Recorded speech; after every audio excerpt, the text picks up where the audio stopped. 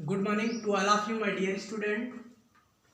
आज क्लास में आपका स्वागत है। क्लास 10 हम पढ़ेंगे। आज टॉपिक है लाइफ प्रोसेस। बायोलॉजी में चैप्टर है लाइफ प्रोसेस, जैव प्रक्रम है।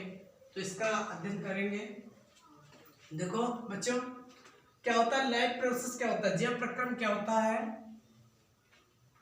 जैव प्रक्रम। कह सकते हैं कि जीवधारियों में, क्या जीवधारियों में सबसे पहले हम बात करेंगे। देखो सजीव और निर्जीव को लेकर चर्चा करेंगे कि सजीव क्या होते हैं और निर्जीव क्या होते हैं, इनमें भिन्नता क्या होती है लिविंग और नॉन लिविंग में। सिंपल सी बात है, जिसमें जान हो ठीक वो ऐसे क्या होता है सजीव होता है, जिसमें जान ना हो वो क्या होता है निर्जीव होता है। इस आधार पर हम पहचान लेते हैं ठीक। तो या फिर कह सकते हैं जैसे कुछ प्रक्रियाएं होती हैं, क्या होती है कुछ प्रक्रियाएं होती हैं ठीक, वो क्या होती है निर्जीवों में नहीं होते लेकिन सजीवों में होती है। इस आधार पर हम पहचानते हैं कि ये सजीव है और ये निर्जीव होती है ठीक। जैसे मान लो टेडी बियर है और मनुष्य है ठीक। टेडी बियर का मतलब ऐसे खिलौना, कोई भी कैसे खिलौना है ठीक। टेडी बियर है तो ऐसे क्या होता है टेडी बियर हमने लिया।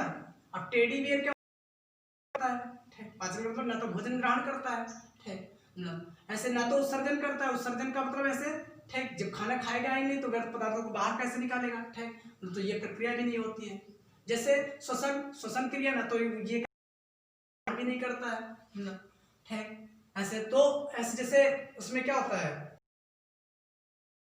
जब में से खून बनेगा ही नहीं, भोजन करेगा ही नहीं, उसमें खून वगैरह ऐसे क्या तो परिसंचरण भी नहीं होता है। तो ये क्या होता है, ये सब क्रियाएं इसमें नहीं होती हैं। अगर इसको एक स्थान पर रख दिया है तो क्या होता है वहीं पर रखा रहता है, ना तो गति करता है ना तो वृद्धि करता है ठीक। तो ये सब प्रक्रियाएं क्या होती है उसमें नहीं होती हैं, ये सब प्रक्रियाएं होती है। तो इसके आधार पर हम पहचानते हैं कि ये सजीव और ये निर्जीव है, ये लिविंग और नॉन लिविंग में फर्क होता है ठीक।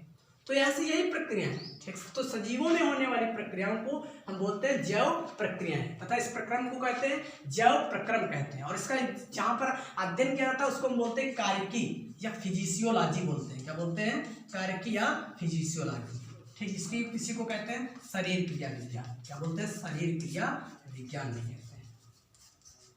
अब देखो बच्चों लाइफ प्रोसेस होता क्या है, कहेंगे जीवधारियों में चाहे एक कोष की जीव अमीबा ठीक। अमीबा कैसा होता है एक कोष की जीव होता है ठीक। अमीबा की अगर हम बात करें तो अमीबा क्या होता है एक कोष की जीव है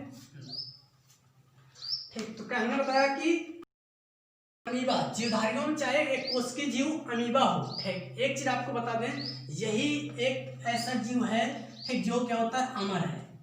बाकी अन्य जीव क्या होते हैं, ये एक आश्चर्य की बात है कि ये जीव क्या है अमर है। बाकी ऐसे क्या होते हैं ठीक, किसी का जीवन ऐसे होता है, सभी जीवों का क्या होता है ऐसे जीवन जो होता है वो निश्चित होता है ठीक जीवन काल। लेकिन ये क्या होता है ऐसे पूरे ठीक, ये कभी मरता ही नहीं है। क्या होता है अमर होता है। क्यों ऐसे और सभी जीवों का क्या होता है जीवन काल ठीक, उसमें क्या होता है उसकी अगर जन्म हुआ है बर्थ का है तो ऐसे क्या होगा उसकी डेथ भी होगी ठीक। तो यही प्रक्रिया क्या कहलाती है जीवन काल कहलाती है। क्या कहलाती है जीवन काल कहलाती है ठीक। लेकिन अमीबा क्या होता है, अमीबा जो होता है वो कभी ऐसे मरता ही नहीं होता है, हमेशा अमर रहता है। क्या होता है अमर रहता है, क्योंकि इसमें जब कोशिका विभाजन होता है तो कोशिका विभाजन के दौरान क्या होती है अन्य कोशिकाएं क्या होती है कोशिकाओं के द्वारा ठीक, जब विभाजित होता है तो ऐसे क्या होता है फिर से अमीबा का निर्माण हो जाता है ठीक। तो इसीलिए अमीबा को क्या माना जाता है अमर माना जाता है। एक कोशिकीय जीव जो जीव होते हैं ठीक, एक कोशिकीय जीवों में जैसे अमीबा है यूग्लिना है ठीक, तो ये क्या होते हैं अमर होते हैं।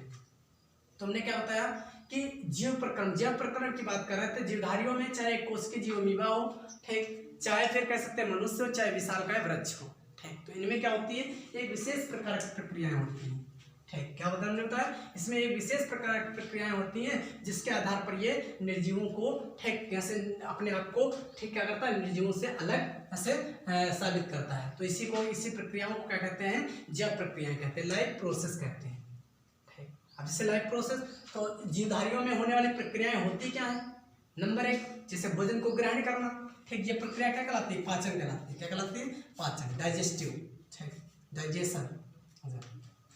तो डाइजेशन क्या होता है जैसे पाचन क्या होता है, कहेंगे भोजन को क्या करते हैं ग्रहण करना ठीक, भोजन को ग्रहण करना ठीक। तो ये प्रक्रिया क्या कहलाती है पाचन कहलाती है।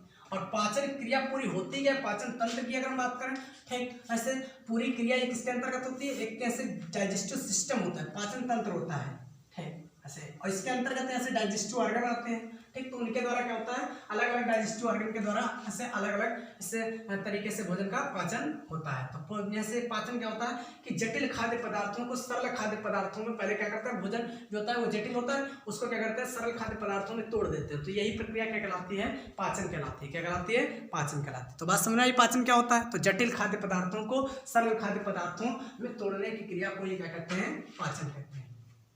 अब श्वसन की क्रिया है, ये क्या कहलाता है, श्वसन कहलाता है। क्या कहलाता है, श्वसन। जैसे आवश्यकता के अनुसार, जैसे कह सकते हैं कोशिकाओं के द्वारा, ठीक, ऑक्सीजन को क्या करते हैं, हम ग्रहण करते हैं, ठीक। कोशिकीय आवश्यकता के अनुसार कह सकते हैं ऑक्सीजन को ग्रहण करते हैं, तथा खाद्य से जो स्रोत होते हैं उनके विघटन के लिए क्या होती है, ऑक्सीजन की आवश्यकता होती है। खाद्य स्रोत, ठीक। अब इनका क्या करना है, विघटन। तो विघटन के लिए क्या होता है, इनका विघटन जो होता है ऑक्सीजन के द्वारा होता है, तो ऑक्सीजन की आवश्यकता होती है। यही तो इस प्रक्रम क्या कहलाता है, श्वसन प्रक्रम कहलाता है। क्या कहलाता है, श्वसन प्रक्रम कहलाता है, ठीक। रिस्पिरेटरी सिस्टम कहलाता है, ठीक। तो श्वसन ऐसे कह सकते हैं, या फिर ठीक मतलब वैसे ये तुम्हारा जो वातावरण होता है, ठीक, कैसे वायुमंडल होता है, ठीक, ऐसे तो कह सकते हैं ऑक्सीजन को ग्रहण करना, तथा ये पेड़ पौधे जो होते हैं ये क्या करते हैं, ऑक्सीजन को देते हैं, ठीक। तो ऐसे ऑक्सीजन को ग्रहण करना तथा कार्बन डाइऑक्साइड को क्या करना, बाहर निकालने की प्रक्रिया को ही क्या कहते हैं, श्वसन कहते हैं। क्या कहते हैं, श्वसन कहते हैं। बात समझ रहे, ठीक। तो ऐसे यह कह सकते हैं कोशिका की आवश्यकता के अनुसार खाद्य स्रोतों के विघटन के लिए क्या होती है, ऑक्सीजन की आवश्यकता होती है। यही प्रक्रम क्या कहलाता है, श्वसन प्रक्रम कहलाता है, ठीक। जैसे अलग अलग ऐसे ऑर्गन होता है इसके लिए, ठीक। तो ऐसे उनमें क्या होता है, अलग अलग तरीके से श्वसन क्रियाएं होती है। जैसे फेफड़ा है श्वसन अंग, ठीक, मतलब ऐसे नाक है, ठीक, ऐसे तो ये सब क्या है, हमारे श्वसन अंग है, ठीक। अब देखो जनन क्या होता है, जनन क्या होता है, रिप्रोडक्टिव, ऐसे क्या होता है, रिप्रोडक्शन कहेंगे, प्रत्येक जीवधारी जो होता है अपनी जात को निरंतरता बनाए रखने, ठीक, अपने जीवन को बनाए रखने के लिए, ठीक, क्या करता है, पीढ़ी दर पीढ़ी, ठीक, ऐसे पीढ़ी दर पीढ़ी, जनरेशन टू जनरेशन क्या करता है, अपने ही समान दूसरे जीवों को क्या करता है, जन्म देता है, पैदा करता है, ठीक, अपने वंश को बढ़ाने के लिए। यही प्रक्रिया क्या कहलाती है, जन्म कहलाती है, रिप्रोडक्शन कहलाती है। तो बात समझ आई, ठीक। तो प्रत्येक जीवधारी जो होता है अपनी जात को निरंतरता को बनाए रखने के लिए अपने समान दूसरे जीवों को क्या करता है, जन्म देता है, ठीक। मतलब तो इसी प्रक्रिया को क्या कहते हैं, जन्म कहते हैं। तो ये भी प्रक्रिया होती है जीवों में, ठीक। ऐसे ये सब प्रक्रिया बता रहे हैं जीवधारियों में होने वाली जीवन प्रक्रिया, ठीक। फिर जैसे हमने बताया कि भोजन तथा ऑक्सीजन को प्रत्येक कोशिका तक पहुंचाता है। भोजन तथा ऑक्सीजन को प्रत्येक कोशिका तक पहुंचाना, ठीक, ये क्या कहलाता है, वाहन कहलाता है। क्या कहलाता है, वाहन। तो भोजन को क्या करना, भोजन तथा ऑक्सीजन को प्रत्येक कोशिका तक पहुंचाना ही क्या कहलाता है, वाहन कहलाता है। फिर भोजन के ऑक्सीकरण से ऊर्जा प्राप्त करने के लिए शरीर के बाहर से ऑक्सीजन को ग्रहण करना, ठीक। ऐसे भोजन जो होता है, ठीक, भोजन का क्या करना, ऑक्सीकरण, ऐसे ऊर्जा, भाई ऐसे सिंपल सी बात है, अगर उनको अपने जीवन को और भी ऐसे बढ़ाना है, ठीक, जीवन काल को, तो क्या करना होगा, हमको ऑक्सीजन की भी आवश्यकता होगी, ऊर्जा की भी आवश्यकता होगी, ठीक। मतलब शरीर की वृद्धि के लिए ऐसे क्या होता है, ऊर्जा की आवश्यकता होती है, एनर्जी की आवश्यकता होती है, ठीक। मतलब ऐसे क्योंकि ऊर्जा होगी नहीं तो क्या होगी, हम कार्य नहीं कर पाएंगे, ठीक। तो बात हमारी इस कहने का मतलब यह है कि भोजन के ऑक्सीकरण से ऊर्जा प्राप्त करने के लिए शरीर के बाहर से क्या करना पड़ता है, ऑक्सीजन को ग्रहण करना पड़ता है। तो ये क्या होती है, जीवधारियों में होने वाली, ठीक, जीवन प्रक्रियाएं होती हैं। क्या होती हैं, प्रक्रिया होती है, ठीक।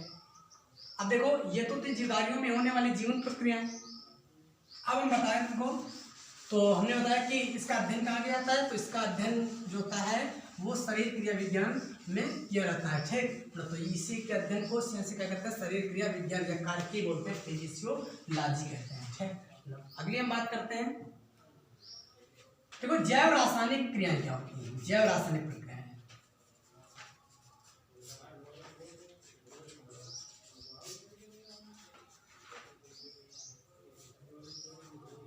ठीक।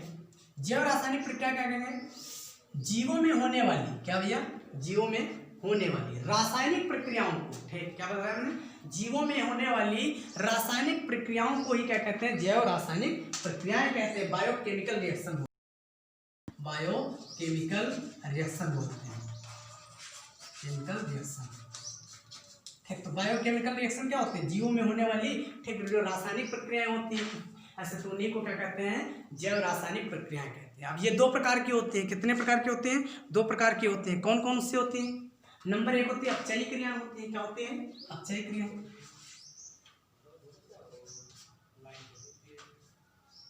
अपचयी क्रिया।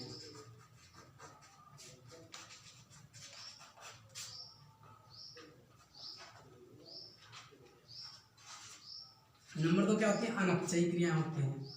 अनअपचयी क्रियाएं। देखो समझाया आपको कि अपचयी क्रियाएं क्या होती हैं, ठीक, और अनअपचयी क्रियाएं क्या होती हैं। इनको बोलते हैं कैटाबोलिक। क्या बोलते हैं? Catabolic reaction. Catabolic reaction. Catabolic reaction होती है। ये क्या होती है? एनाबोलिक रिएक्शन होती है। Anabolic reaction. है भैया। तो देखो अनअपचयी क्रियाएं, अपचयी क्रियाएं क्या होती हैं और अनअपचयी क्रियाएं क्या होती हैं, ठीक। ऐसे इसको बोलते हैं अनअपचयी, इसको उपचयी भी बोल सकते हैं। क्या बोल सकते हैं? उपचयी भी बोलते हैं। एनाबोलिक को उपचयी रिएक्शन ऐसा बोलते हैं, ठीक है, क्रियाएं। तो देखो अनअपचयी रिएक्शन क्या होती हैं? वे रासायनिक क्रियाएं। क्या? वे रासायनिक क्रियाएं होती हैं, ठीक। कैटाबोलिक रिएक्शन कहेंगे जिसमें जटिल खाद्य पदार्थ जो होता है वो सरल खाद्य पदार्थों में, ठीक, वैसे बदलता है, ठीक है। या कहेंगे जटिल खाद्य पदार्थों को सरल खाद्य पदार्थों में बदलने की क्रिया को, ठीक, क्या कहते हैं? ऐसे कैटाबोलिक रिएक्शन बोलते हैं। ऐसे अपचयी क्रियाएं बोलते हैं। क्या बोलते हैं? अपचयी क्रियाएं, ठीक। जिसमें जटिल खाद्य पदार्थ जो होते हैं, ठीक, वो ऐसे क्या होता है? सरल खाद्य पदार्थों ऐसे में क्या होता है? टूट जाते हैं। तो इसी प्रक्रिया को बोलते हैं अपचयी क्रिया। जैसे तुम्हारा श्वसन, पाचन, ठीक। श्वसन और जो पाचन है ये कौन सी क्रिया है? अपचयी क्रिया है। श्वसन और पाचन कौन सी क्रिया है? Catabolic reaction. अनअपचयी क्रियाएं क्या होती है? जिसमें क्या होता है? सरल कार्बनिक अणुओं से जटिल कार्बनिक अणुओं का क्या होता है? निर्माण होता है। सरल कार्बनिक अणुओं से जटिल कार्बनिक अणुओं का, ठीक, निर्माण होता है। उसमें बताया जटिल कार्बनिक सरल कार्बनिक अणु टूटते हैं। जैसे क्या? देखो सरल कार्बनिक अणु से जटिल कार्बनिक अणु, जैसे कौन से, ठीक। अगर पौधों की बात करें तो पौधों में क्या? प्रकाश संश्लेषण की क्रिया। पौधों में प्रकाश संश्लेषण की जो क्रिया होती है, ठीक, प्रकाश संश्लेषण की क्रिया, ठीक, प्रकाश संश्लेषण की क्रिया, ठीक। और ऐसे जीवों की बात करें तो जीवों में प्रोटीन, न्यूक्लिक अम्ल, न्यूक्लिक एसिड जो होता है इसका बनना, ठीक। तो ये कौन सी क्रियाएं हैं? अनअपचयी क्रियाएं। तो मेरे प्यारे बच्चों समझ गए होंगे अपचयी क्रियाएं क्या होती हैं और अनअपचयी क्रियाएं क्या होती हैं। जटिल खाद्य पदार्थ, ठीक, के द्वारा जैसे का सरल का खाद्य पदार्थों में टूटना क्या कहलाता है? कौन सी क्रिया होती है? अपचयी क्रिया होती है। और अपचयी क्रियाएं क्या होते हैं, ठीक, या कह सकते हैं वे क्रियाएं जिनमें जटिल खाद्य पदार्थ जटिल कार्बनिक अणु जो होते हैं वो सरल कार्बनिक अणुओं में क्या होते हैं? टूटते हैं। ये क्रिया कहलाती है अपचयी क्रिया। और अपचयी क्रिया क्या क्या वे क्रियाएं जिसमें सरल कार्बनिक अणुओं से जटिल कार्बनिक अणुओं का संश्लेषण होता है या निर्माण होता है, ये प्रक्रियाएं कहलाती हैं अनअपचयी क्रियाएं कहलाती हैं। तो मेरे प्यारे बच्चों आज की क्लास को हम यहीं पर वाइंड अप करते हैं। आपको नेक्स्ट सेशन में समझाएंगे, ठीक, ऐसे जो रासायनिक प्रक्रम जो है इसके आगे का जो प्रोसेस है उसको नेक्स्ट ऐसे वीडियो में आपको समझाएंगे। धन्यवाद।